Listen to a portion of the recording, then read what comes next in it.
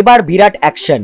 বিচারপতি গঙ্গোপাধ্যায় ও সিনহার বিরুদ্ধে যা করলেন অভিষেক, শোরগোল রাজ্যে। দুদিন আগেই প্রকাশ্যে অভিষেক বন্দ্যোপাধ্যায় সম্পর্কে মন্তব্য করেছিলেন বিচারপতি অভিজিৎ গঙ্গোপাধ্যায়। আর এবার সেই মন্তব্যের পাল্টা বিচারপতির বিরুদ্ধে ব্যবস্থা নেওয়ার জন্য সুপ্রিম কোর্টের দৃষ্টি আকর্ষণ করলেন তৃণমূলের সর্বভারতীয় সাধারণ সম্পাদক অভিষেক বন্দ্যোপাধ্যায়। পাশাপাশি বিচারপতি অমৃতা সিনহার এজলাস থেকে নিয়োগ দুর্নীতি সংক্রান্ত মামলার শুনানি সরানোর বিষয়েও সর্বোচ্চ আদালতের দ্বারস্থ হলেন তৃণমূল সাংসদ।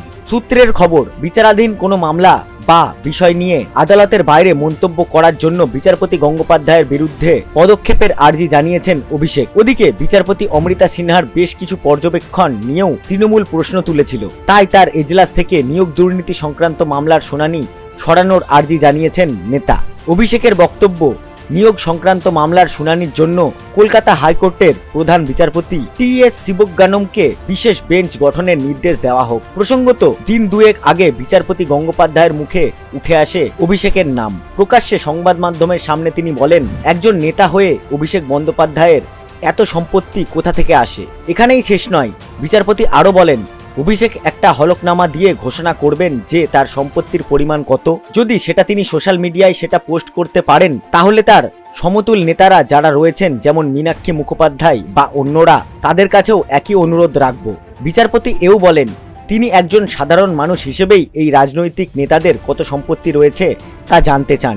বাংলার ইতিহাসে এই ঘটনা একেবারেই নজিরবিহীন। এর আগে কখনো হাইকোর্টের কোনো বিচারপতিকে এইভাবে কোনো রাজনৈতিক নেতাকে এজলাসের বাইরে দাঁড়িয়ে চ্যালেঞ্জ ছুড়তে দেখা যায়নি। নিজের বিষয়ে বিচারপতির এই মন্তব্য প্রসঙ্গেই এবার সুপ্রিম কোর্টের দ্বারস্থ অভিষেক বন্দ্যোপাধ্যায়। অপরদিকে সুপ্রিম কোর্টে মামলা প্রসঙ্গে মুখ খুললেন বিচারপতি অভিজিৎ গঙ্গোপাধ্যায়। যদি সেই বিচারপতি সেরকম সত্যিই কোনো অপরাধ করে থাকেন, তাহলে তার বিরুদ্ধে সেই মামলা হতে পারে, কিন্তু বিচারপতি একটা ইমিউনিটি একটা তার থাকে কনস্টিটিউশনাল, সেই ধরনের মামলা হতে পারে না, কিন্তু অন্য ধরনের মামলা হতে পারে। সুপ্রিম কোর্টে কি মামলা হয়েছে, ফাইল হয়েছে, এটা আগে জানি, তারপরে যদি কিছু বলার থাকে তখন বলবো। হোক, দেখা যাক না কি দাঁড়ায়।